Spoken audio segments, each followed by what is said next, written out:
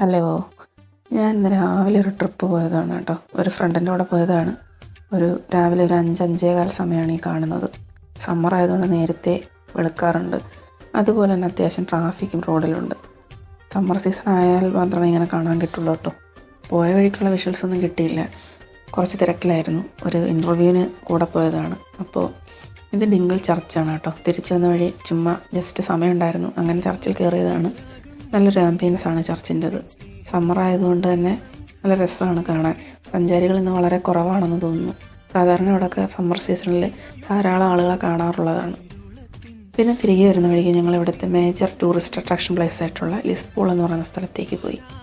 ലിസ്ബോൾ വളരെ മനോഹരമാണ്. ഒരു പടം വരച്ചിട്ടിരിക്കുന്ന പോലെ ഒരു ഭംഗിയാണ് ലിസ്ബോളിന്. ധാരാളം സഞ്ചാരികളും എത്താറുണ്ട്. ലിസ്ബോൾ മൊത്തം കണ്ടു തീർക്കാനായില്ല കേട്ടോ. ജസ്റ്റ് ഈ ഒരു വഴിയരികിലുള്ള വിഷ്വൽസൊക്കെ എടുത്ത് ഞങ്ങൾ അപ്പോൾ തന്നെ തിരികെ പോരുന്നു. വരും വഴി ഡൂൺഷിൻ ബീച്ച് വഴിയാണ് വന്നത്. അപ്പോൾ ഡൂൺഷിൻ ബീച്ചും ഒന്ന് വിസിറ്റ് ചെയ്യാമെന്ന് കരുതി അങ്ങനെ അവിടേക്ക് വന്നു. ഇവിടുത്തെ ഡിംഗിൾ ടൗണിൻ്റെ പ്രത്യേകത, ഒരു ജംഗ്ഷനിൽ തന്നെ ഒരു 3-4 ബീച്ചസ് നമുക്ക് ഫൈൻഡ് ഔട്ട് ചെയ്യാനായിട്ട് പറ്റും. അപ്പോൾ ഡിംഗിൾ ടൗണിൽ തന്നെയുള്ള മേജർ ബീച്ചുകളിൽ ഒന്നാണ് ഈ ഡൂൺഷിൻ ബീച്ച് എന്ന് പറയുന്നത്. വിസിറ്റേഴ്സിന് സേഫ് ആണോ എന്ന് ചോദിച്ചാൽ സേഫാണ്. എന്നാലും നമ്മൾ ശ്രദ്ധിക്കേണ്ടിയിരിക്കുന്നൊരു ബീച്ചാണ് ഇവിടെ. കാരണം ഇവിടുത്തെ ക്ലിഫ് പോലെയാണ്, താഴേക്ക് ഇറങ്ങിയിട്ടാണ് ബീച്ച് വരിക.